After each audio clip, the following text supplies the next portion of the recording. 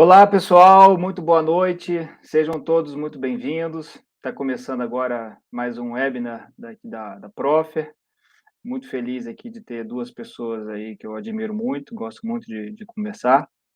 E, bom, pessoal, hoje o tema vai ser pricing, avanços e desafios.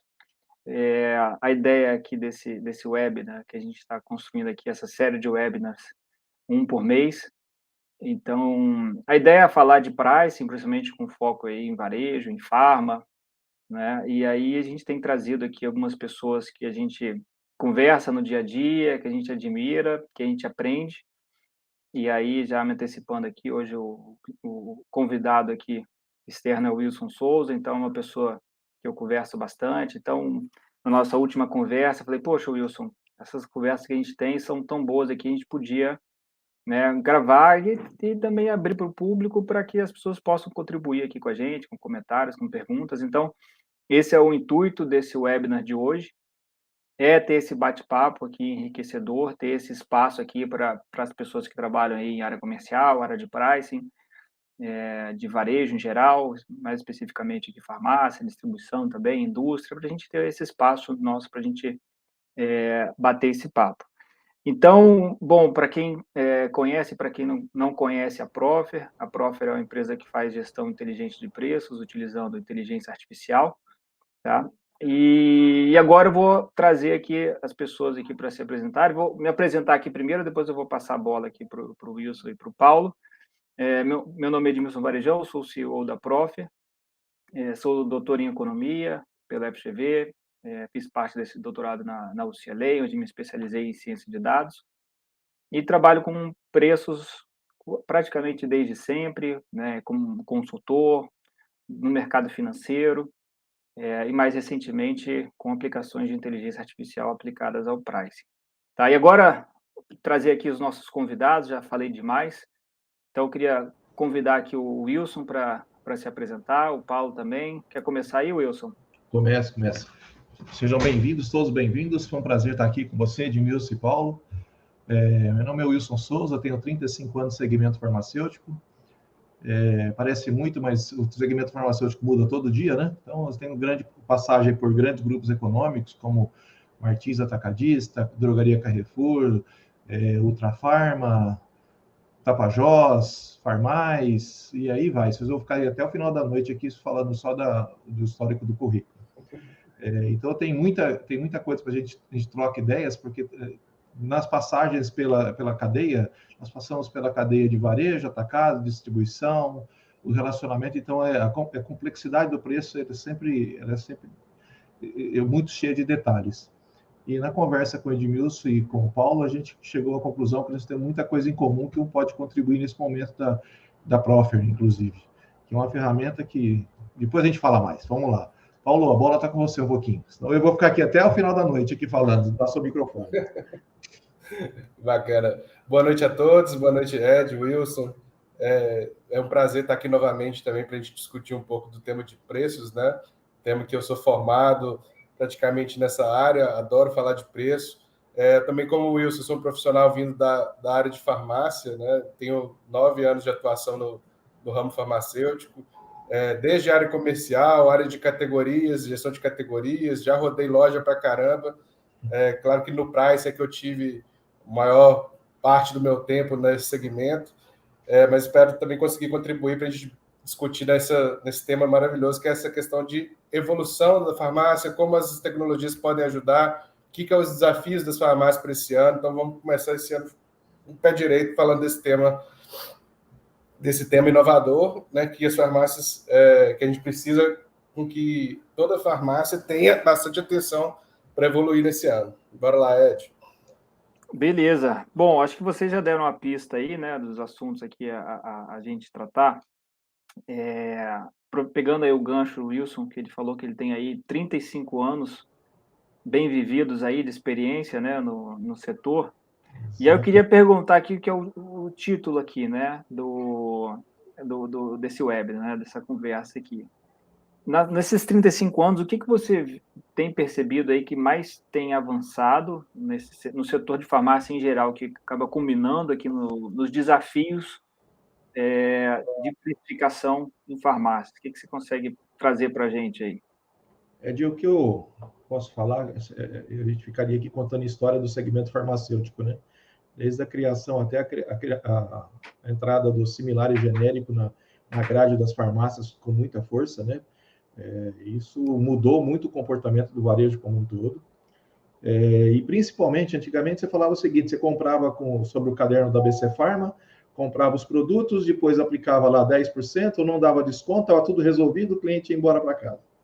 Então, o cliente teve que aprender aí com a entrada do genérico similar, com a entrada dos grandes players no segmento farmacêutico, que existia-se muita farmácia ainda que vivia ainda da história do passado, que a gente vinha com a entrada dos grandes players, aí você tem aí Raia, Drogasil, São Paulo, cada vez mais profissionalizada, os grupos cada vez mais profissionalizados, usando cada vez mais inteligência no processo de análise dos números e principalmente na gestão de compras.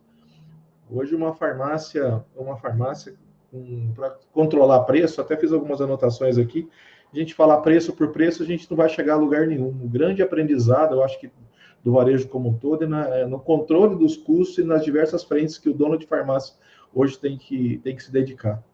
Se ele se dedicar só a preço, ele não vai conseguir resolver um problema que é manter o time alinhado, focado, porque tudo isso faz parte de uma somatória de fatores da gestão como um todo. Então, quando você coloca um dono de farmácia hoje, uma farmácia independente, uma farmácia de bairro, eu costumava falar que farmácia de bairro tinha um cunho social. O dono da farmácia estava lá, formou o filho, virou um farmacêutico, ele é o dono da farmácia, mas hoje ele está apanhando tanto porque ele teve que reduzir o mix da farmácia e está concorrendo com grandes redes, com um mix de 12 mil, 9 mil SKUs, para poder manter exatamente a atenção do consumidor. Farmácia hoje deixou de ser um ponto somente de compra de medicamento, é um ponto de conveniência. Então, você vê muitas farmácias aí que vendem até remédio, né? Você tem o caso de Belo Horizonte, tem aí uma linha que entrou com liminares, inclusive, na época, para poder trabalhar, e hoje é uma grande referência disso no mercado. Você tem o Venâncio, no Rio de Janeiro, fazendo um belo de um trabalho também. Você tem aí a Raia Drogasil se especializando num foco cada vez melhor no sortimento, profissionalizando. Me surpreendi, inclusive, com o atendimento de alguns players aí sobre isso, que é oferecendo produto dentro do balcão, principalmente de marca própria, que a gente sabe que é um gerador de receita para dentro de alguns players, né? Antigamente se falava em comissionamento, tudo isso virou um norte, ou seja, cada um tem que escolher um caminho. Farmácia hoje, no price, a tendência dos avanços do desafio de cada gerente, de cada gestor, de cada rede, é entender exatamente com quem que ele concorre. Se ele concorre com o grande rede, a pequena rede, quem que é o grande concorrente dele? E muitas vezes o grande concorrente dele é ele mesmo, porque ele tenta concorrer com todo mundo e não sabe exatamente com quem concorrer. Eu não sei se o Paulo vai falar um pouquinho mais à frente sobre a ferramenta. Essa ferramenta que a gente tem discutido, eu e o Ed, eu tenho visto o quanto ele dá um norte na gestão do PDV para tentar o dono de farmácia se profissionalizar e chegar mais perto exatamente desse nicho. E a grande vantagem do sistema que eu vejo que a gente tem conversado é da inteligência para a busca de informações. É onde ele tem que correr. Não vai mitigar que ele tem que trabalhar as outras frentes, mas ao mesmo tempo ele tem um norte que ele sabe o seguinte: se eu mexer aqui, eu vou ter o grande resultado. Não é varinha de condão, não existe, eu acho que nenhuma ferramenta vai trazer se não houver muita dedicação, muito aprendizado, principalmente das partes. Eu acho que isso é o grande desafio de toda e qualquer tecnologia. Quando você olha a história das farmácias, tem muita tecnologia em RA, em abastecimento, em EDI de entrega de dados, os PBMs dentro da própria rede, entender como é que isso funciona para dar isso ser rentável, porque quando você olha, o primeiro plano não é rentável. Como que eu tenho que trabalhar? E a ferramenta, essa ferramenta que vocês estão trazendo, por isso que a gente conseguiu chegar teve bastante conversa nisso, ela traz uma luz no fim do túnel, não é um trem, é um caminho que a gente com certeza pode seguir, e a gente trabalhando com base dessa inteligência, desenvolvendo o aprendizado, por isso desses fóruns aqui, é entender exatamente como utilizar isso. Até no começo, eu e o Ed me explicando, não estava muito claro exatamente. Até a última conversa nossa, que eu cheguei à conclusão, falei assim, é o mapa da mina. Resumindo, assim, quando você olha, Paulo, e aí é uma lição de casa que vocês fizeram, e é muito inteligente, você tem um mapa da mina, e tudo é um caminho. Escolher este caminho e abraçar ele, você vai ter erros e acertos e aprendizados. Mas eu tenho certeza que com a experiência que eu tenho no varejo, no atacado, na distribuição, ele vai te dar muito mais norte do que você tem hoje, porque hoje você realmente está brigando no escuro, ou seja, é um cego brigando com outro cego dentro do varejo, tentando acertar a operação. Perfeito, Wilson. Você falou uma coisa muito chave, né? Quando a gente pega essa linha do tempo das farmácias, né? Muito resumidamente, a gente pode falar que o nível de profissionalização aumentou demais. As redes estão muito mais com times muito mais robustos, com pessoas muito qualificadas nisso. Então, a margem de erro ela está pequena. Né? Então, quando você pega um produto, né, que consegue te dar informação, né? Porque, igual você falou, a gente que trilha o caminho sempre vai ser a rede com base na estratégia que ela tem de negócio, se ela é uma everyday low price, se ela é um high-low, se ela vai seguir o preço do competidor, se ela vai ficar um pouco acima. Isso a estratégia é de cada rede. O que a gente tem que dar com qualidade e com rapidez é a informação, e essa informação com clareza, para que auxilie na tomada de decisões, né? E isso que é o mais fundamental, vamos dizer assim, em relação ao software de apoio, né? Eu oriento, só um minutinho, eu oriento sempre os projetos que eu trabalho. A primeira lição de casa que qualquer varejista, qualquer gestor de negócio, seja ele atacado, varejo, distribuição, qualquer um, primeira coisa, tem que fazer a lição de casa. Não tem como você produzir lixo e ter resultado bom lá no final. Para qualquer software, qualquer gestão. Você tem que ter uma árvore mercadológica muito clara para você. E aí depois a árvore mercadológica é um outro capítulo, né, a parte, né, para isso. Isso vem com GC, vem com margem, por categoria, subcategoria, tem tudo isso. Mas se você tem uma árvore mercadológica estruturada, você tem até eu estou vendo aqui que tem o Valdemir da Serigala que está aqui, que está nos acompanhando também. Nós tivemos uma conversa recentemente sobre isso, que é exatamente a dificuldade que o grande varejista, que o pequeno varejista tem em manter informações atualizadas no seu software. É isso, quando você fala de pequeno e médio, é a grande dificuldade, a ausência de processo, que ele não consegue ter informações claras. Então, ele produz lixo lá no resultado, ele acha que ele está tendo uma margem, ele está tendo outra. E aí, a comparação que ele vai fazer um tabloide, ele fala que não tem preço, que não consegue concorrência, mas ele está andando no escuro. Ele precisa, efetivamente, ter informações muito claras. Isso só vem de processo, de gestão de pessoas e processo.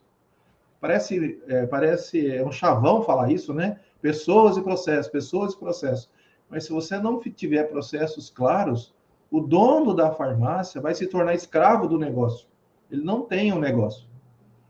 Porque eu tenho uma frase que me disseram lá no início da minha carreira, foi logo ontem, assim, o comprador nunca acerta, erra menos.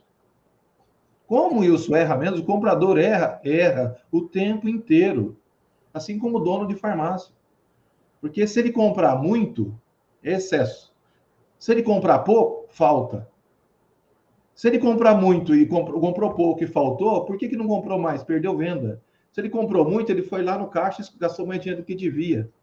Então, se aumentou, ótimo, parabéns, ganhou receita. Se ele perdeu, prejuízo. Venceu, prejuízo. Então, ele sempre está nesse inferno. Então, é muito importante que o varejista entenda que nós vivemos de erro e acerto. Então, quanto mais processo... Porque antigamente, a gente não tinha informações públicas, né? Hoje a gente tem, como gestor, você abre o DRE de todas as grandes empresas que são players de referência, tá lá os números, é só abrir e olhar quantos dias de estoque ele trabalha, qual o índice de perda que ele tem, quanto que ele trabalha de dia de estoque, qual o prazo médio de compra, qual o ticket médio dele, e tudo isso trazendo para o nosso negócio é o que vai fazer o varejo efetivamente construir uma base consolidada de gestão e profissionalização. E eu ouvi de colegas que assim, eu não quero mudança. É de uma rede aqui da região de Ribeirão Preto, e que eu estou falando de Ribeirão Preto. Ele falou, isso as pessoas não querem mudar. Você não adianta trazer software se não quiser fazer mudança. Eu costumo falar aí no centro espírita, a gente fala assim, mudança íntima. Se você não quiser fazer uma mudança íntima, você não vai ter mudanças para poder conseguir um resultado efetivo. Aí você vai falar que a tua equipe não é boa. Porque a tua equipe não é boa. Porque você não mudou. Você não deu direcionamento para ela.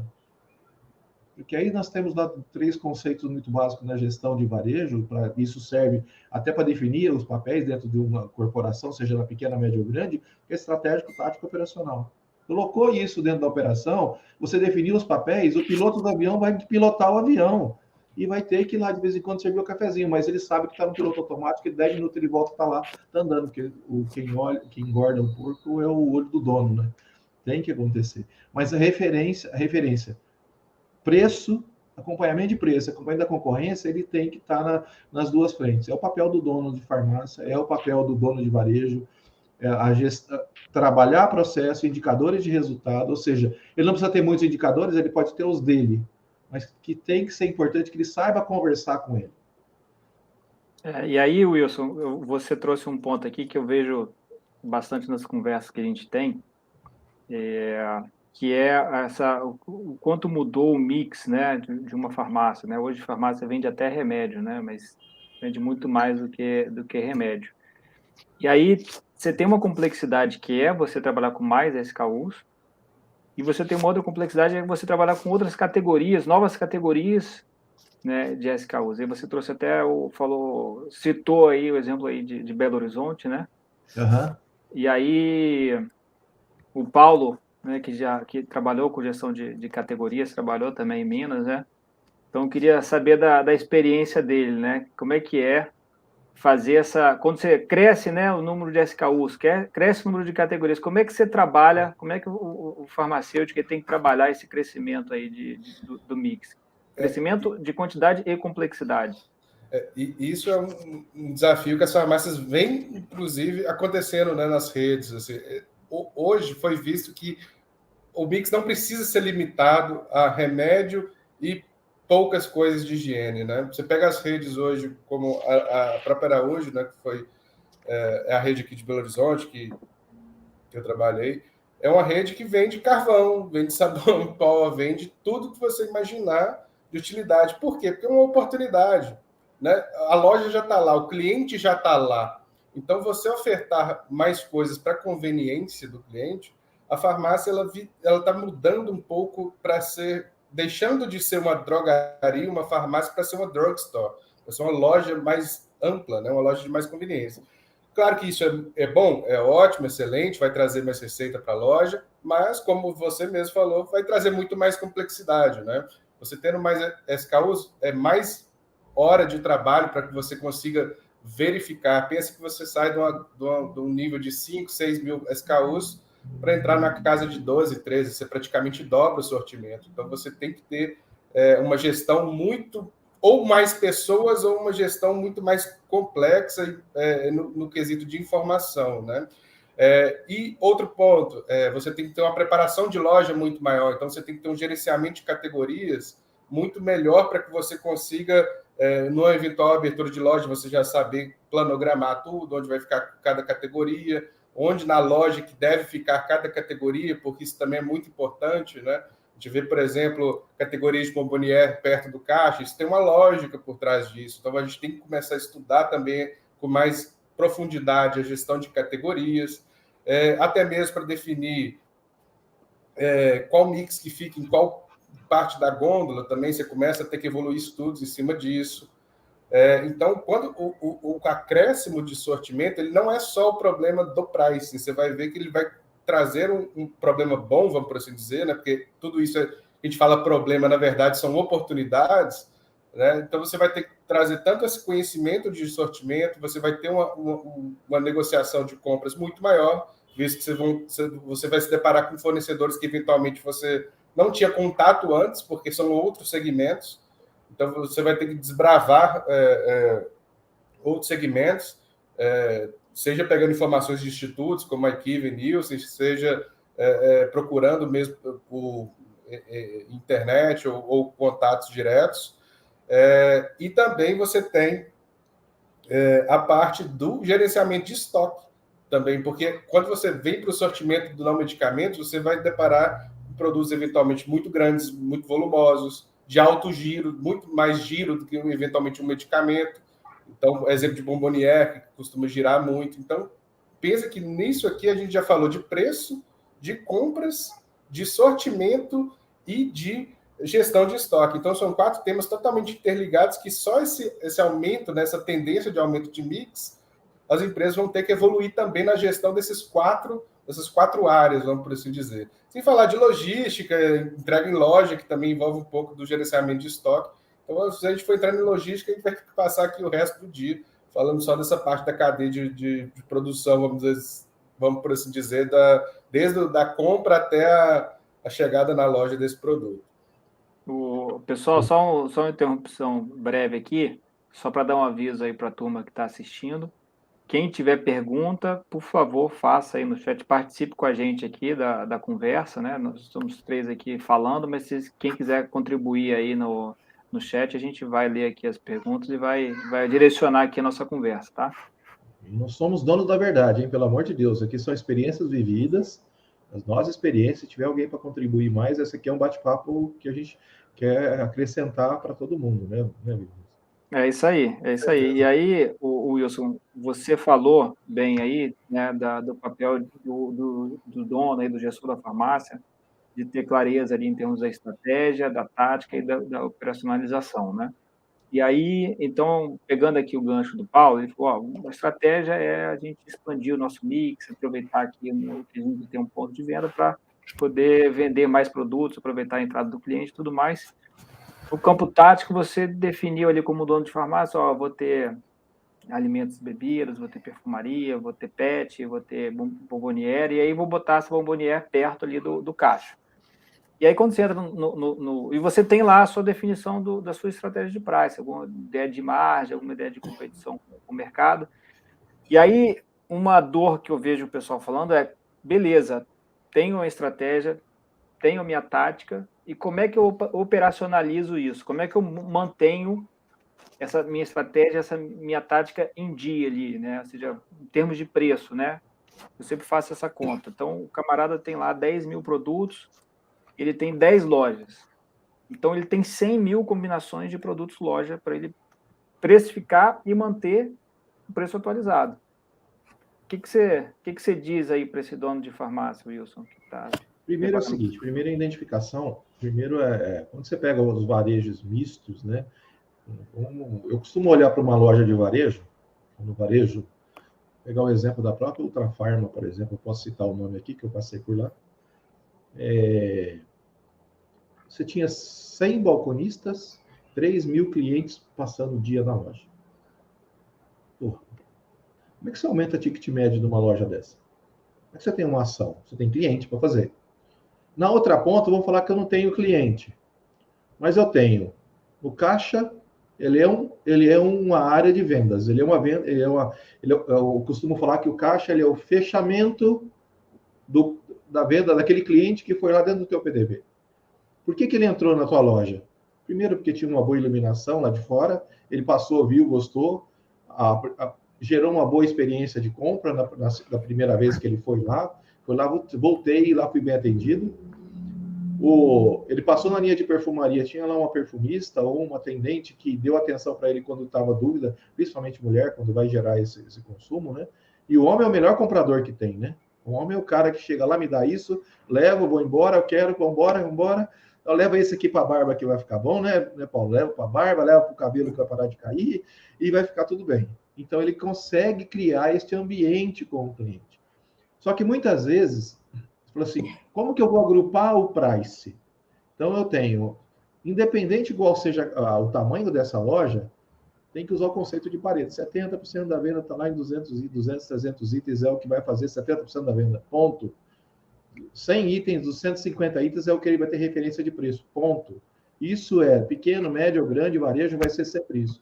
corredor do diretor ou do dono da farmácia tem que ter a ponta de gôndola abastecida com preço atrativo, com produto atrativo para fazer um bom tabloide, para gerar o fluxo dentro da loja. Então, eu tenho que criar isso. Às vezes, ele não consegue atingir o cliente, porque a loja, o balconista, que é o maior, eu tenho o maior respeito pela classe, mas eu vejo que, às vezes, o balconista ele tem aversão a atender cliente. A não ser que ele seja comissionado, sócio do dono da farmácia. Isso eu estou falando aqui abertamente, mas assim, e não são todos, tá? Isso você tem variações e perfis de comportamento dentro da loja. Então, por isso que o gerente da loja, o cara que está à frente lá, o gestor que está à frente dessa equipe, tem que identificar esses potenciais e trabalhar esses potenciais. Não é só o preço por preço não vende. Eu já vi produto com preço barato não vender porque não tinha indicação, porque não tinha um acompanhamento, produto parado na prateleira. Então, quando você coloca uma linha de perfumaria, você tem produto bom colocado na perfumaria, que às vezes ele fica parado lá porque ele está escondido na questão de layout, que foi mal feito. Ou então o próprio balconista colocou no lugar errado na hora de guardar o produto na gôndola. Então, a somatória, para fazer este varejo vender, ele tem somente uma coisa: dor de dono. O colaborador tem que ter dor de dono. Eu tenho algumas matérias que eu tenho acompanhado no YouTube de uma menina de Fortaleza, se não me falha a memória, até eu indiquei para um amigo meu. Eu adoro o trabalho dela. Ela falou: isso eu tenho que ter meta 1, 2 ou 3, eu não consigo fazer nada sozinho. Eu acho fantástico isso, porque o dono da farmácia não faz nada sozinho, ele faz com o time. E ele não é escravo do balconista. Ele é dono de um negócio e todo time tem que olhar para ele como referência e falar assim: é por aqui que a gente tem que ir, e go, go, go. Varejo é go, go, go. Não é loja de conveniência que o cara entra lá e pega o sol que quer e vai embora. Não é o posto Piranga que fica 24 horas lá, ele vai lá e compra o que ele quer e vai embora. Apesar dele ter os produtos de conveniência. Ele tem lá os produtos, que é aquilo que está em volta do caixa. Que às vezes ali a rentabilidade do negócio, aquilo que ele perdeu lá na referência, que ele perdeu de desconto lá, que ele teve que fazer uma venda para sacrificar o ticket médio, ou seja, a margem dele, ele vai completar lá no fechamento da venda com a menina do caixa, que é um produto que não tinha percepção de preço. Então, eu digo para você que 80% do mix, me corrija, Paulo, se eu estiver errado, ele não tem percepção de preço. Farmácia é o único lugar, o Valdemir que está me ouvindo aqui pode confirmar isso, a farmácia é o único lugar que você pede desconto. Você vai ao supermercado, você acabei de chegar do supermercado agora, eu não peço desconto lá no caixa de pagar. Lá passa o cartão e acabou, não adianta você pedir desconto. Eu comprei produtos que eu precisava, desse desconto era até bom, mas não tem, é o preço que eu quero pagar ou não. Então, e às vezes a gente fica querendo reinventar a roda para algumas coisas e não se reinventa. Farmácia precisa de... Eu não posso falar isso aqui agora, veio aqui, mas eu não posso falar. Precisa ter gente vibrando, trabalhando dentro do PDV. Gente alegre trabalhando. O PDV tem que transmitir energia boa, porque é um lugar que às vezes a pessoa vai para comprar remédio. E remédio não dá vontade de comprar. Eu ia falar outra besteira de novo. Eu fiquei modelar a palavra. Então, ele tem que ir lá comprar e sair de lá com compras de prazer, sem ser prazeroso. Por isso que existem as áreas de perfumaria, as áreas de doce, lá o leite. O pai vai ter que trocar a fralda pela cerveja, por isso que tem lá as bebidas, ele pode, às vezes, comprar um refrigerante para poder... Eu trabalhei num varejo onde, na fachada da loja, tinha promoção de Coca-Cola, quando eu cheguei. Promoção de Coca-Cola? Mas o que eu estou gerando para minha loja? Que fluxo que eu estou levando? Estou levando cliente com a promoção de Coca-Cola? Isso não era para gerar, isso não é para competir com margem. Ele tem que gerar receita. O produto, o core do negócio é remédio. E aí tem uma outra coisa que muita gente, nós passamos aí nos últimos 2 anos, o pessoal da indústria que vai ouvir isso, vai confirmar, muita ruptura. Muita ruptura. Eu cheguei a procurar a farmácia, por exemplo, e não tinha dipirona. Não tinha analgésicos básicos, como o analgésico básico. Todo mundo falando que falta. Eu fico me colocando no lugar do dono de farmácia, como é que ele fala para um cliente que não tem uma dipirona na farmácia dele? Como é que ele pode ter? Então, assim, a gestão do comprador é um exercício contínuo de atenção ao farmacêutico. Então, nós estamos falando, Paulo, de estoque, indicadores de estoque, tudo isso, mas eu tenho que comprar muito porque eu não tenho garantia do meu fornecedor que eu vou receber. Tem tudo isso que tem que ser levado em conta. E quem tem que tomar conta disso é o dono do PDV, não é o balconista. Por conta do balconista, ele vai sempre vender o mais barato. A não ser que o dono do negócio tenha políticas de rentabilidade, para monitorar o negócio dele. Aí ele tem que trabalhar a questão do ticket médio, a questão da margem que ele tem que ter. Então, ele tem que ter inteligência e ferramenta suficiente e processo suficiente para poder garantir que isso efetivamente ocorra. Eu posso falar com conhecimento de causa, porque no projeto que eu peguei de um grande player, eles tinham um ticket médio alto, um volume alto de vendas, e nós conseguimos aumentar o ticket médio da loja. Como você conseguiu aumentar o ticket médio da loja? Decisão. Nós pegamos o produto, colocava na mão do balconista e falava assim, você não vai tirar isso da mão enquanto você não vender. Metáforas à parte, era isso. E vendia. Então, o produto por si só não vende. Então, a categoria, as margens, como que ele faz? Margem, ele faz escolhendo um produto, escolhendo a equipe, e todo dia falando quanto você vendeu, como você fez. Não existe remédio, ou seja, trabalho automático. Se a fila dele é única, ele tem que acompanhar o ticket médio de cada colaborador dele, porque o faturamento médio de cada colaborador tem que ser mais ou menos igual. Se ele não tem fila única por atendente, tem que entender por que esse vendedor vende mais e esse vende menos. Do que ele está se dedicando, o que ele é especialista. Então, eu acho que tem um trabalho.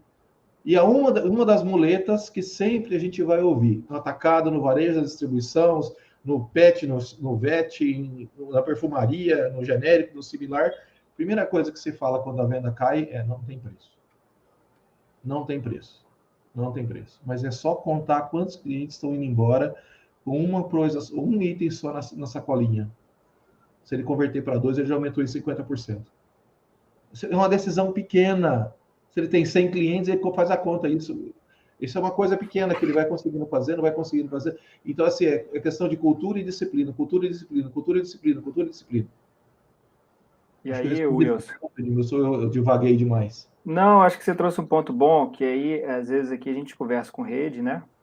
E aí a rede, por outro lado, sempre reclama o seguinte, né? Que você está falando que nem sempre sobre o preço aí na loja, né? E aí o pessoal que fica ali no escritório, na rede, reclama, por outro lado, dos vendedores, que eles só reclamam, que sempre querem uma condição melhor de preço.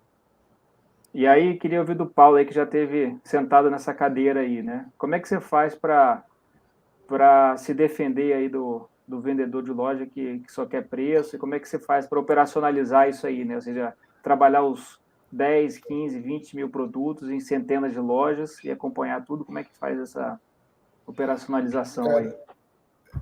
O Wilson até falou algo muito importante em relação a esse tema, que para você... Sempre vai ter embate entre área de vendas e área de price, ou área comercial, que faz também a gestão do price. Porque vendas, ele realmente... A desculpa maior sempre vai ser essa que estamos caros, né? O que ajuda a inibir, de certa forma, isso é as análises várias análises que o Wilson comentou. Análise de ticket médio, se o curva A, por exemplo, o que o Wilson também falou, muito assertivo, né? Normalmente 20% do mix representa 80% do faturamento. Então você consegue ver os itens. O curva A não precisa de vendedor para vender. Ele vai vender. Se você estiver bem posicionado, ele vai vender. Agora, eu quero ver vender os outros, a cesta. É isso que não acontece. Quando você pega o estudo de ticket médio, onde só sai aquele item, curva A, por exemplo, que ele é relevante, e não sai nada com ele, sinal que o vendedor ou o time não está focando em cesta, não está focando em vender o complemento. Por exemplo, o cliente compra uma fralda, você espera do quê? Que ele venda um lenço umedecido, um shampoo para bebê, alguma coisa nesse sentido. Então, quando você vê uma fralda curva A de mercado, que existem várias, inclusive, e não sai nada no ticket médio junto com ela, você já desarma boa parte da equipe.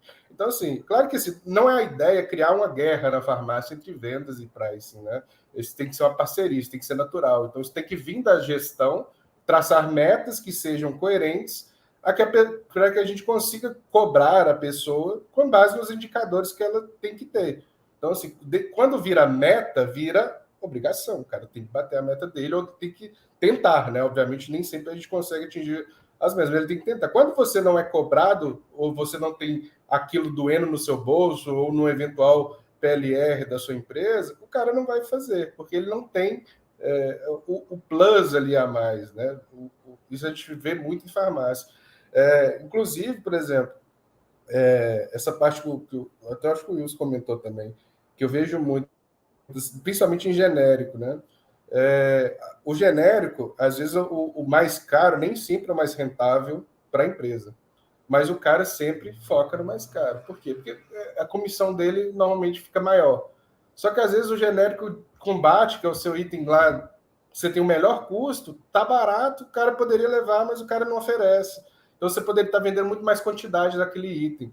Só que o vendedor não só olha no próprio umbigo. Então, o que eu diria assim, em relação para inibir esse tipo de comportamento, para a gente melhorar essa relação, metas bem definidas e análise, mostrando para o cara também que ele está ruim, porque às vezes o vendedor ele não sabe que ele está ruim.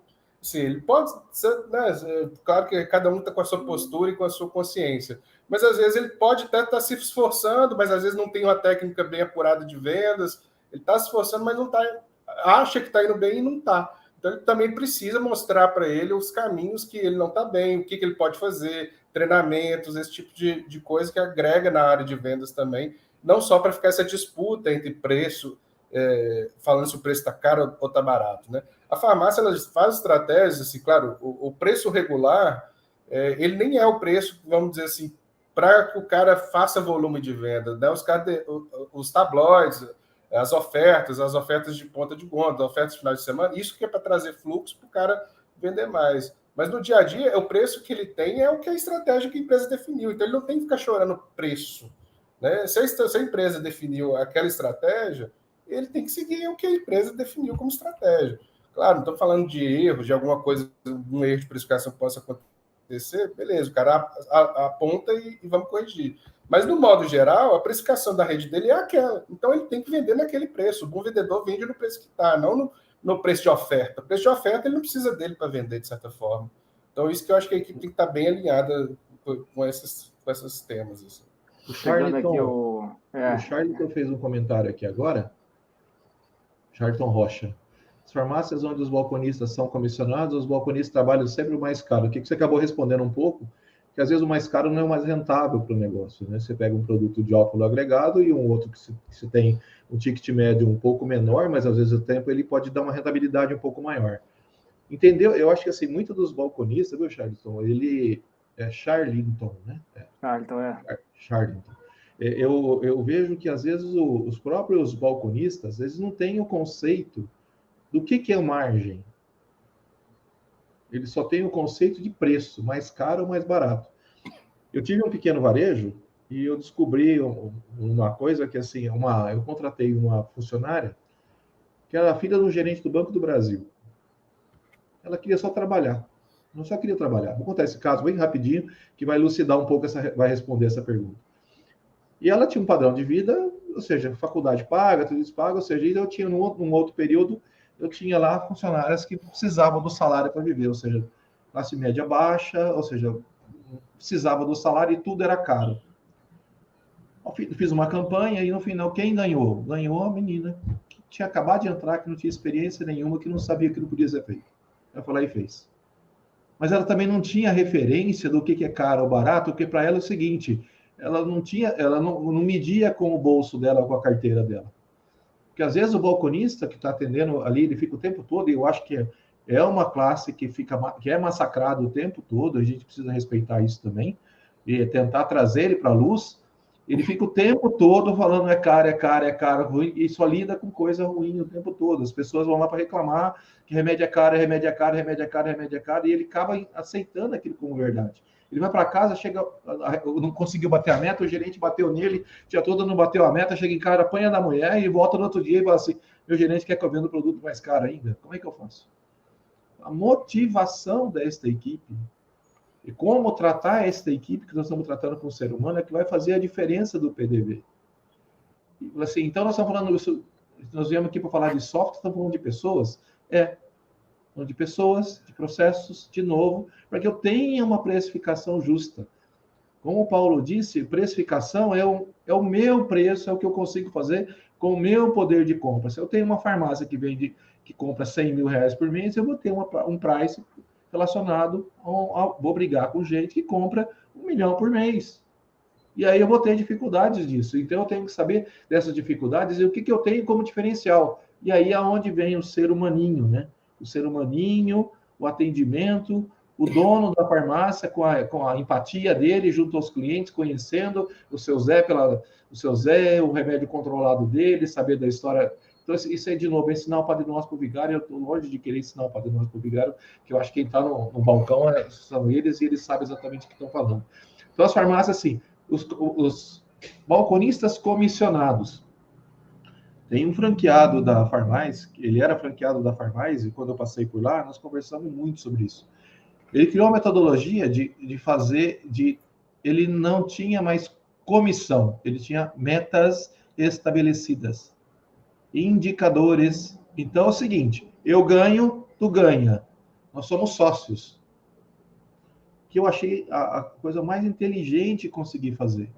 Mas como você sai de um modelo de comissionamento, você tem um balconista lá que é a estrela, que você não pode perder ele de jeito nenhum, e aí você fica cada vez mais na mão dele, e o teu time inteiro fica na mão dele, para fazer uma mudança dessa? Tem que ter muita coragem para fazer.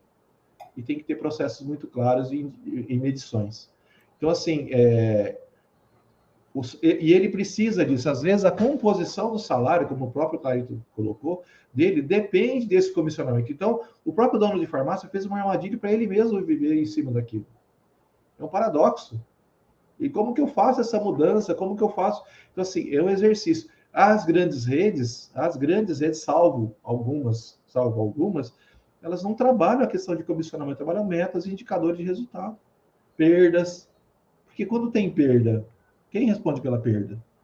Ele faz um PEPs errado lá, um FIFA, ou um PEPs errado na prateleira, coloca o produto para trás e vence, quem some? Quem fica com aquela perda? É o varejista? É o balconista? Quem é o responsável pela cessão dos produtos lá de guardar e fazer vigiar os produtos que estão com validade próxima? Aí o produto vence, você pega o produto, tira da gôndola, coloca lá e separa assim, ó, esse aqui eu dou 50% de desconto. O que eu já vi acontecer? O cara deixa o produto vencer para vender mais barato depois, para ele poder ganhar comissão, esforço adicional de venda para não deixar perder. É um ciclo, de novo, vicioso, que começou lá em compras, lá na decisão de comprar. O cestão com validade curta, tudo aquilo que a gente vê nos varejos, tudo isso, então é o seguinte, tudo isso prejudica exatamente o resultado de margem, que é o que eu falei lá no início da conversa. Qual que é a margem que eu quero ter no meu negócio? Eu trabalhei num grande atacadista, ele me falava assim, Wilson, qual que foi a margem de ontem? De manhã. Primeira coisa. Nunca ouvi falar de quanto foi o faturamento, né? Ele perguntou para mim, qual que era a margem de ontem? Essa margem estava ruim, não adiantava o faturamento ter subido. Mas isso que paga a conta não é margem. O margem paga as despesas, faturamento paga as contas. Tem que estar andando. Mas eu tenho que vigiar isso. Isso eu tenho que vigiar. Eu posso vender com margem zero? Pode. A hora que você quiser. Desde que lá no final do mês, a tua conta de resultado de margem fechou. Porque sua despesa e tua margem tem que fechar. Então você tem dentro da tua loja, voltando lá no começo da minha fala, que fazer com que o balconista, o gerente, seja participativo nesse comitê de como que a gente faz para melhorar a margem, porque ele é o agente de mudança. O dono pede, dá o caminho e discute isso da melhor estratégia, como ele vai fazer para conseguir fazer esse negócio acontecer. Uma coisa até aqui dentro do tema dos avanços e desafios, né? Olhando para trás, uma pessoa experiente do setor me falou que, até você comentou que em outros varejos você não tem essa barganha, né? Você não chega no supermercado, na boca do caixa, e fala, ó, se não fizer o desconto na picanha, eu vou ali comprar no açougue do outro lado da rua, né? Isso não acontece em outros varejos, né? Alguém me falou que em farmácias, por algum motivo no passado, como as redes não sabiam dar preço, não conseguiam acompanhar bem o preço que estava sendo comercializado aquele produto, eles delegavam, né, ao gerente de loja ter esse espaço para ele poder negociar ali com o cliente, com o shopper que chegava ali, trazer uma informação que o concorrente estava com preço mais agressivo e tal, então ele delegava isso, de certa forma, para o gerente de loja. E agora acho que um desses avanços que a gente vê é cada vez mais as redes querendo ter as rédeas da precificação, querendo ter o controle mais próximo ali do preço que está sendo praticado, porque tem uma série de estratégias por trás, inclusive essa de margem. E aí o que acontece muitas vezes que eu vejo o pessoal que precifica por margem é aquela história do Garrincha, né? Se você combinou com os russos, né? Você tem que combinar com o seu cliente que você vai trabalhar com uma determinada margem, né? Porque, né? E com os seus concorrentes também, né? Então, é por isso que às vezes a gente vê aqui, até nas nossas conversas aqui com a turma aqui, que a gente interage bastante, que ferramenta hoje em dia acaba se tornando essencial, né? Você tem ali um tripé, né? Que são as pessoas, como vocês falaram bem, pessoas, processos e hoje em dia as ferramentas, né? Porque para você acompanhar, no exemplo que eu dei, 10 mil produtos, em 10 lojas, eu tenho 100 mil combinações de produtos loja, né? E num ambiente inflacionário que cada vez mais concorrencial. Então a gente vê que essa necessidade, né, de ferramenta que consegue te dar preço de concorrente, consegue avaliar, né, se aquela margem que você está colocando ali no seu produto vai te tirar algumas vendas eventualmente, ou se você de repente pode trabalhar com a margem um pouco menor, ficar mais competitivo e aí trabalhar mais as suas vendas, né? Então isso tudo acaba que isso sempre foi importante, mas nesse ambiente agora de muitos produtos, um mix cada vez mais completo se torna, na minha visão, ali cada vez mais complicado, vendo aqui a realidade das farmácias. E aí, vou tentar resgatar aqui um comentário, uma pergunta, na verdade, ou pergunta ou comentário aqui, que eu até coloquei na tela aqui. Nem sabia que dava para fazer isso, agora que eu descobri. É bonito, hein? Lucas Santana, legal, né? Chique, ó. Estamos aprendendo, gente. Estamos aprendendo. O Lucas Santana, que está aí participando, pediu para a gente comentar um pouco sobre o desafio de se manter no omnichannel, tendo em vista a guerra de preços que se tem no e-commerce, principalmente em OTC. Esse aí eu acho que é um ponto importante que estava aqui na minha lista de perguntas aqui para vocês, que eu vou pegar o gancho no que eu acabei de falar. Então, a gente tem crescimento do número de SKUs, crescimento da complexidade, né, desse mix, essa necessidade está sempre precificando. E aí, além dessa complexidade, você bota mais uma dimensão, que é você precificar a loja física e depois você vai precificar, né, em outros canais também, né? E aí eu queria entender com vocês como que vocês se depararam com isso aí, né? Esse é um avanço bem recente, né? O Covid acabou acelerando muito essa entrada dos canais. Como é que vocês fazem, somente no aspecto de precificação? Quem quer começar aí? Quer pegar aí, Paulo? Eu começo. Antes de entrar na pergunta em si, eu acho. Antes de entrar na pergunta em si, você falou uma coisa muito importante. É aquele clichê, né? Aquele ditado clichê: tempo é dinheiro. Né? Então, se você tem um sistema ou uma ferramenta que te ajuda a tomar decisões mais rápido, você consegue ser mais eficiente que o seu competidor. E ainda mais no mundo que você está aumentando o seu número de SKUs exponencialmente, vamos por assim dizer, quase praticamente dobra. Eu tenho visto rede que até o dia quase está dobrando o mix, se você pegar de 2, 3 anos para cá. Quanto mais rápido você ciclar a análise, né? Ciclar, que eu digo, é você percorrer um produto, você voltar nele, se você rodar todo o seu mix até voltar nesse produto de novo.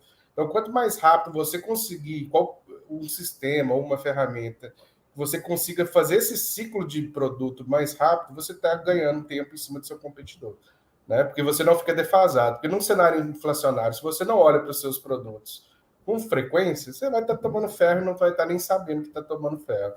Então, se você tem ferramentas que te ajudam nisso, é fundamental, né? Então, esse era o ponto que eu queria deixar ainda sobre o seu comentário. Em relação à pergunta, isso realmente assim é um desafio ainda.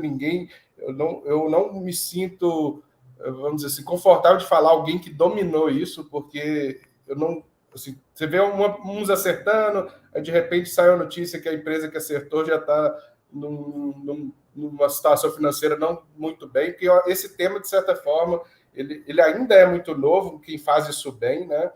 Como você disse, a Covid acelerou bastante, então tivemos muitos testes até hoje, né? Do início da pandemia até hoje. Alguns casos bacanas, interessantes de se ver, outros mais ou menos, mas o que eu diria desse sentido é o seguinte, a gente tem que entender o papel de cada canal, né? O e-commerce, você está no seu sofá, na sua casa, confortável, você abre uma aba de internet aqui, você abre todas as redes ou todos os varejos que você quiser buscando aquele produto. Então, o e-commerce tem uma competição fora do normal, não é o mesmo tipo de tributação. Então, assim, eu vejo que a separação é inevitável. Tem gente que, assim, isso é um pouco opinião, isso é com base na minha vivência mesmo em Price. Eu acho que o canal e-commerce ele tem que ter um preço diferente, sim, de loja física. O que eu vejo redes que fazem muito bem esse omnichannel, que foi o tema da pergunta, é você conseguir linkar um pouco de e-commerce com loja física. Como que essas redes fizeram isso? Né? Bem, através dos seus apps próprios. Por que eu digo isso? Porque isso também tem a ver com um pouco de perfil de cliente, né? O senhorzinho, que às vezes não tem tanta coisa com tecnologia ainda, ele sempre vai ser aquele cliente de loja, ele raramente vai para um canal digital, vai pesquisar num site, alguma coisa assim, né? A nossa geração, a geração mais nova, já é muito mais antenada, já costuma comprar muito mais em e-commerce. Então, o app fez o link entre o cara que compra só no e-commerce, mas às vezes ele quer retirar na loja, quer fazer algo mais rápido. Então, eles criaram um app, que é aquele canal de transição, onde se a pessoa chegar na sua loja física, achou um produto mais caro, ela entra no seu próprio app, que tem um preço similar ao do e-commerce, faz a compra pelo app e retira na loja. Então, você não está sangrando, de certa forma, a margem da loja, seguindo o preço de e-commerce, você mantém aquela precificação mais tradicional na loja, e o público que é mais vamos dizer assim, antenado, que olha preços de sites, esse tipo de coisa como referência, ou ele vai comprar pelo site para entregar em casa, ou ele compra quando estiver passando por alguma loja, pega na loja, ou o próprio app para entregar em casa. Então, assim, são canais distintos, né? A gente tem que entender que são canais com públicos diferentes. Quando a gente entende isso, a gente começa a olhar com outros olhos essa precificação omnichannel. Quer pegar aí, Wilson? Quero, só para fazer o complemento. Eu trabalhei no grande player que boa parte da venda dele era pela internet. No momento onde se falava em venda na internet, era um sonho, né? Entregar no Brasil inteiro, saindo de São Paulo. E aí o preço que ele tinha no site era o preço que ele tinha exatamente lá no PDV, dentro da loja. Aí você fala assim, essa conta fecha? Essa conta não fecha. Porque o custo de um CD, você vai mandar, o custo de uma logística, de uma entrega pelo correio. Nas operações interestaduais, você tem ainda o DIFAL, a questão do DIFAL, que você tem que ter um acordo internamente. Então, essa conta efetivamente não fecha. Aí nós fomos surpreendidos ainda, porque na época a gente trabalhava muito a questão do como é que era? Novembro, dezembro, que é a Black Friday. Aí você tinha, até o Thiago fez uma pergunta aqui que é mais ou menos parecia, que eu respondendo um pouco da pergunta dele. O preço, na verdade, a formação de preço, ela tem CMV, o custo da mercadoria vendida, mais a margem, impostos, é o preço de venda. Ponto. Transporte, cobrado à parte. O que a indústria fazia? Você falasse, esse é um produto que eu comprava por 10, a indústria falava assim, a partir de agora esse produto, eu quero que você venda 1,99. E eu vou te recompensar isso aqui com uma verba para você chegar em X PDVs, X consumidores. Na verdade, é uma ferramenta de marketing. Não é trade, é marketing. E aí, quando essa mercadoria chegava lá, ele pegava e ia para a mídia. Quando ele vai para a mídia, ele não conta o filme inteiro, ele conta o preço final. E todo mundo fica tentando, desesperado, como é que eu faço para chegar naquele preço. Então, senhores, eu digo para vocês o seguinte, preço está muito ligado lá no início da conversa de novo. Quanto que o meu SKU, quanto que eu tenho de estoque, quanto que eu tenho de capital de giro, quanto que eu tenho de... Quais são os meus indicadores, quanto que eu tenho de margem que eu quero deixar no meu resultado. Você vai atender o Omnichannel se você tiver querer entrar na briga ou não. Porque, como o próprio Paulo disse, essa conta ainda não está fechada, essa conta na última linha ainda não fecha. Haja visto aí os grandes players aí na discussão que nós estamos vendo no mercado, os grandes players, porque essa conta não está sendo paga. É um exercício, assim, mas ele está crescendo, beleza. Então ele vai chegar um momento que ele tem uma massa crítica suficiente para entrar nessa briga. Agora, não vamos confundir loja de vizinhança. Loja de vizinhança é outro assunto. Então, eu tenho uma farmácia e atendo uma área geográfica com o motoboy que eu tenho na minha loja, que eu faço entrega através do WhatsApp, tal, eu tenho que ser o mesmo preço. Ponto, isso é uma coisa. Porque geralmente costuma se misturar tudo isso, é o teleentrega, né? Antigamente a gente falava do teleentrega, então ele virou tudo você juntou tudo isso com uma palavra só e misturou tudo isso. Então, hoje vem lá o correio, busca o teu mercadoria, você embala e entrega na casa do cliente pelo meu preço da loja. Posso fazer? Posso. Só que você tem que ter escala suficiente. Tem gente fazendo isso, que montou o Dark Store específico para isso, um centro de custo específico para isso, não paga comissão para balconista, e tem toda uma formação de preço específica para atender essa demanda. Mas ele tem escala. De novo, tenho que medir o faturamento versus despesa. Faturamento, receita, despesa. Isso tem que estar muito claro. E aí, inclusive, as taxas dos cartões de blá, blá, blá, blá, blá, blá para saber se essa conta no parcelamento funciona, tudo isso. Posso jogar esse jogo? Pode. Ah, é marketing? É marketing. Vou fazer o marketing da minha rede. Beleza. Pega a verba de marketing, assim, isso está dando negativo, eu estou investindo, é como se fosse uma verba de marketing que eu estou investindo no meu negócio. Que muita gente faz isso. Trabalha 1 ano, 2 anos no prejuízo, depois ele vira positivo. É errado? Não, é uma estratégia. E cada um sabe exatamente até onde pode ir com a sua estratégia. De novo, é dono.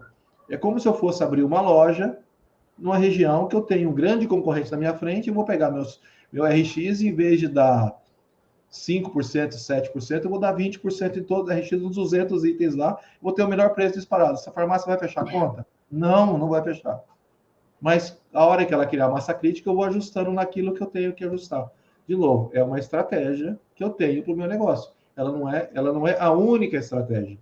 Para isso, eu tenho que trazer a indústria parceira para gerar lá treinamento a minha equipe, o pessoal de derma, porque se eu só fizer preço e não atacar as categorias que vão me gerar melhoria de ticket médio, melhoria de margem, que é o genérico similar, vitaminas da marca própria e blá, blá, blá, blá, blá, blá, isso, ou seja, eu vou morrer sozinho.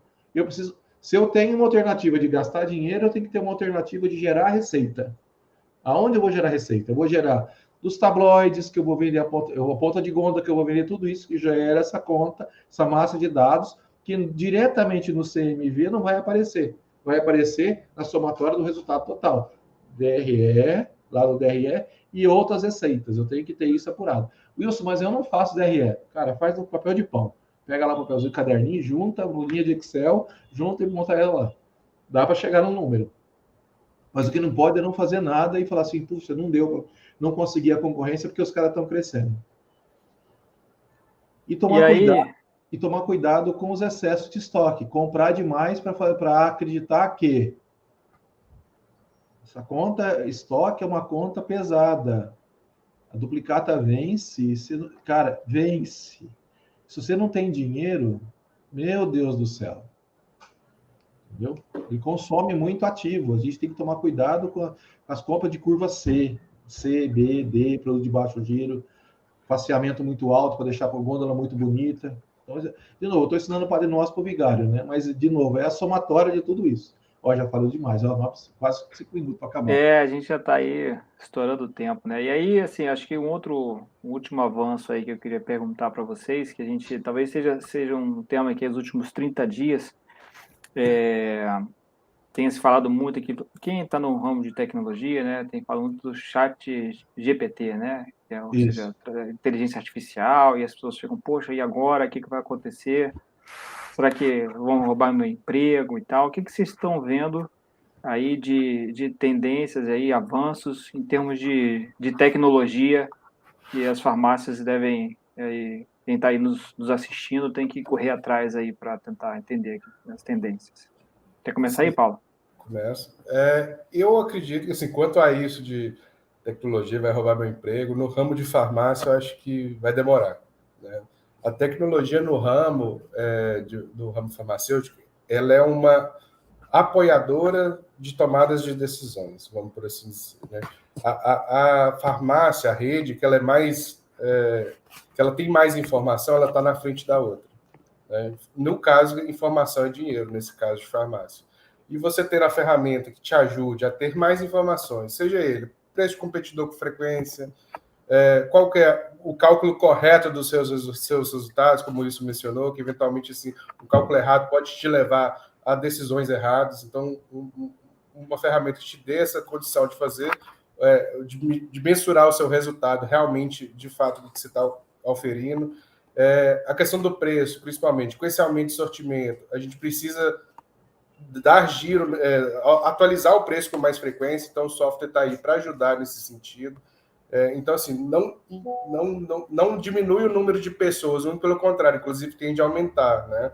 Quando você vai criando uma robustez, principalmente, por exemplo, na área de price, você depende de mais analistas. Por quê? Porque quanto mais analistas você tiver, mais chance você vai ter que ganhar dinheiro, porque a pessoa está analisando aquele preço com mais frequência. Quanto mais frequência você analisa uma eventual categoria, você passa a não precificar, por exemplo, o markup. Você pega uma rede pequena, marca 30 nessa categoria que acabou. Cara, mas às vezes você marcando 30, você está deixando um curva A ser caríssimo e um curva A ser barato demais. Então você, beleza, seu objetivo é 30, mas você pode ter um dando 15, outro 20, outro 40, outro 45. Então você precisa de pessoas para fazer isso. Então você nunca vai deixar de ter pessoas. Mas as ferramentas, elas são fundamentais para que pessoas tomem as melhores decisões possíveis. Seja no price, que é o nosso tema principal, seja no compras, quando você tem uma cotação bem feita, uma análise de custo bem feita, uma análise de dias de estoque bem feita, para você saber quanto você tem realmente que comprar, para ser o mais assertivo possível, né? A gente sabe que não vai ser perfeito, como o Wilson mesmo comentou, o comprador é o cara que erra menos, que é o bom, vamos assim dizer, porque realmente não tem como ser perfeito nesse tema, né? Mas, de fato, se a gente dá uma informação melhor para ele tem uma condição de compra melhor também, né? A gente consegue passar cotações, dias de estoque, preço que o concorrente está fazendo no produto deles, pode dar um benefício na negociação. Ele, cara, o concorrente está vendendo seu produto a 15, você está me dando 13 de custo, como assim? Você ganha até mesmo no poder de negociação quando você tem informação, né? Seja para conseguir a compra propriamente dita, seja para conseguir uma verba por fora da indústria, ali, para um acordo de unidade temporário, alguma coisa nesse sentido.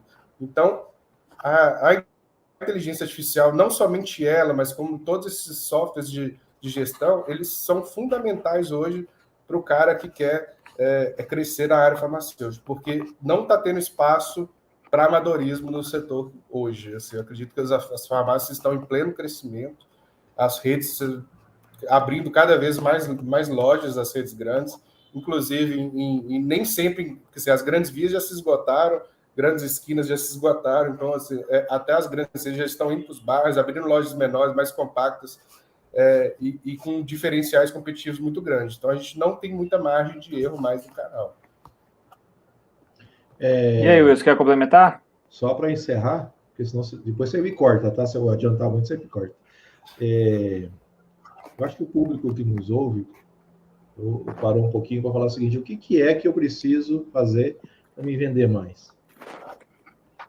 Assim, então, se eu, à frente de um varejo hoje, eu estaria olhando aquela última ferramenta que você me mostrou, que é a dos gráficos. Eu olho para os mapas, né? Eu pegaria aquela ferramenta, simplesmente olharia para ela e falaria assim: o que eu estou competitivo, o que eu não estou competitivo. Eu olho, eu estou a 12 mil pés de altura, olhando para o patamar e falo assim: aonde eu preciso correr? Porque a partir do momento que eu mergulho, vou lá no produto, eu já não enxergo mais nada. Eu estou no meio da floresta. É trazer isso aqui, olhar exatamente aonde eu estou competitivo e o que eu vou fazer com aquilo que eu estou competitivo. Vou fazer uma ação, vou direcionar minha equipe de vendas, vou colocar no meu, vou fazer propaganda numa rádio. O que eu vou fazer como ação de vendas? Porque nem sempre eu estou ruim em tudo, porque é impossível você comprar errado tudo. Alguma coisa você comprou certo, alguma coisa você precificou certo. Não podemos olhar somente aquilo que eu não tenho. E a ferramenta, Edilson e Paulo, essa ferramenta de vocês, ela dá essa clareza muito forte. É só a questão de mudar o mindset, parar um pouquinho, mudar o mindset, discutir, tirar dúvida, apresentar a proposta. Eu acho que eu apresentaria para ambos a proposta, ou seja, qual que é a minha dificuldade? É essa, e com certeza isso se tornaria uma ferramenta de tática operacional no dia a dia dentro de cada PDV. Ou de uma rede, ou de um grupo, você pode discutir isso de forma bem mais clara. Eu falo uma outra coisa, que geralmente gera polêmica, e é só para deixar a polêmica no ar mesmo, né? Quem vende remédio? Farmácia vende remédio? É uma pergunta. Farmácia não vende remédio. Farmácia via receita. Farmácia cria ambientes próprios para o que o cliente que passa dentro da loja se encante com os produtos, com o preço, com a apresentação, com a visão, com o marketing, com a mídia, tudo aquilo que você preparou para dentro da loja. Então, nós estamos descobrindo aqui que o balconista gosta de vender mais barato. Eu estou vendo pelas mensagens aí, pessoal, gosta de vender produto. Eu estou vendo aqui direto, aqui, pessoal. Então, isso tudo faz com que a gente tenha que aceitar isso como uma verdade e falar o seguinte, como então, se eu não estou vendo? Porque se a indústria fala assim, a própria propaganda da indústria fala assim, vai lá na Drogazil que tem e não apresenta a tua farmácia e teu produto, quem vendeu o produto? A indústria. Então, eu tenho que receber bem o propagandista da indústria quando vai fazer lá. Então, você entende que é tudo marketing? Eu tenho que preparar a indústria, eu tenho que olhar os preços, eu tenho que estar com preço justo, eu tenho que deixar isso tudo alinhado para que todos os clientes, interno e externo, então eu estou falando de cliente balconista, estou falando de cliente externo, estou falando com o dono do PDV, todos os envolvidos nesse sistema consigam efetivamente viver daquele negócio. E saber que é importante que cada um tenha a sua responsabilidade nisso. E o dono, com a responsabilidade maior, que é nele que incide todas as penalidades e as receitas, né? Boa parte são as penalidades, porque as receitas ele tem que dividir com todo mundo, mas as penalidades de fazer ou não fazer, de correr o risco de ter o Estado na cola dele, cobrando todos os impostos que ele tem que pagar, se não der certo no final do dia, todo mundo vai embora, e ele fica com essa responsabilidade. Ele tem que tomar essas rédeas e colocar isso como um ritmo dentro do PDV. E ele buscar essa ajuda de quem efetivamente tem uma visão fora da caixa. Porque fazer a mesma coisa, a gente vai ter o mesmo resultado. Isso eu falo para mim o tempo todo. Repetir, levantar de manhã e fazer a mesma coisa, eu vou ter o mesmo resultado. E não adianta chorar. A conta vai vir de qualquer jeito. A duplicata vai vencer, você vai ter que chegar lá, o dia do pagamento vai chegar de todo mundo, o prêmio de todo mundo vai chegar, sua perda vai chegar, e você fala, o que eu fiz? Tomei decisão. E não adianta brigar. Eu acho que o processo é educar e construir. E time a gente constrói, educa e traz ele para dentro. Ele não é o inimigo. Os nossos funcionários de PDV, não são nossos inimigos, são nossos colaboradores. E, como tal, eles têm que ser enxergados, eles têm que ser vistos. E eles também têm que enxergar o patrão como o furo não está do teu lado do barco. Se você afundar, eu também estou dentro. Eu vou afundar também. Então, ele tem que ter essa responsabilidade social também. Então, de novo, é um clima que você tem que manter um clima harmônico dentro do PDV. O colaborador que não quer participar disso, a gente falava isso numa empresa que eu trabalhei, promove ele para cliente. Você sabe o que é promover para cliente, né? Às vezes, se ele não se está bem dentro do trabalho, promove ele para cliente. Ele vai ser melhor, vai ser mais feliz lá fora. Traz ele para cliente, mas, de novo, ele é um grande potencial. Ele pode consumir no seu PDV. Não trata ele como inimigo. Entendeu? Bom, isso a gente já está aqui com... Já passei minha página, né? A gente está com 1h10 aqui, a gente prometeu fazer em 1 hora, então a gente já ultrapassou um pouquinho, já está nos acréscimos aqui, né? Mas a conversa está ótima, a gente pode marcar outras vezes, foi como eu falei lá no início, né? A conversa com o Wilson é sempre muito boa, ainda mais botando o Paulo junto, então junta muita gente boa. E aí, vontade de continuar aqui, até pegar seu gancho, você elogiou a gente aí, até agradecendo aí, você elogiou nossas ferramentas, dava até vontade de abrir aqui para mostrar para o pessoal o que são essas ferramentas da Prof, mas fica aí, quem quiser conhecer um pouco mais, manda um e-mail aí para mim, edmilson@prof.com.br. Vou mostrar aí com todo gosto, né? A gente adora falar sobre a Prof, então para o Paulo também. E aí o Paulo daqui a pouco passa os contatos dele. Então a gente aqui, né, o que eu tenho mostrado para isso, a gente faz aqui a coleta de preços, né, dos concorrentes. A gente monta um mapa, né, dos seus produtos de acordo com a sua competitividade. Ó, me ajudaram aí, colocaram meu e-mail aí na tela. Então a gente faz a comparação dos seus preços com os seus concorrentes, trazendo em perspectiva também a sua margem. Então você consegue ter um mapa de como os seus produtos estão posicionados, e a gente também faz a recomendação de preço utilizando a inteligência artificial. Então, vamos ver se numa próxima eu marco aqui com o Wilson para ele mostrar um pouco também como ele usa, enfim, como é que ele recomenda que seja utilizado. Mas, infelizmente, como eu falei, estamos chegando aqui, né, perto do fim. Então, eu queria agradecer muito aí vocês, principalmente aí o Wilson, nosso convidado externo. Queria que vocês fizessem uma última palavrinha, apresentassem o contato de vocês, para quem quiser perguntar mais alguma coisa, terminar essa prosa aí, enfim, seguir uma prosa aí depois entre vocês. Então, como é que as pessoas encontram vocês aí? Começando aí, Wilson. No meu LinkedIn tem lá Wilson Souza, pode entrar lá que vocês vão conseguir ver no LinkedIn um pouco da minha história, um pouco dos trabalhos que eu já fiz. E tem a minha empresa de gestão, que se chama WS Apoio e Gestão também, está lá no LinkedIn, vocês podem me achar lá. Lá tem meu telefone pessoal, vocês podem me ligar a hora que quiser. Inclusive, tem algumas pessoas aí que fizeram alguns comentários. O Charles, se quiser me ligar depois, viu, Charles? A gente conversa bastante, a gente vai trocar bastante ideia. A Adriele também depois Charles aí. é fera. É fera também, ou seja, então, assim, o evangelista, você tem bastante gente, eu fiquei contente aqui. Alguns dos meus amigos vieram aqui visitar também. Obrigado a todos.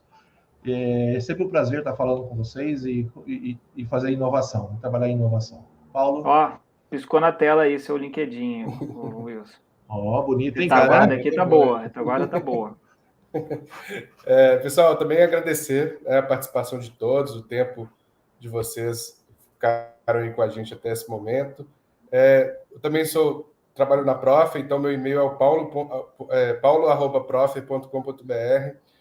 Inclusive, pela falta de tempo, às vezes a gente não conseguiu percorrer todas as perguntas. Se tiverem algumas perguntas que queiram fazer ou sugestões de novos temas para os nossos próximos webinars também, podem mandar para a gente vai responder todo mundo.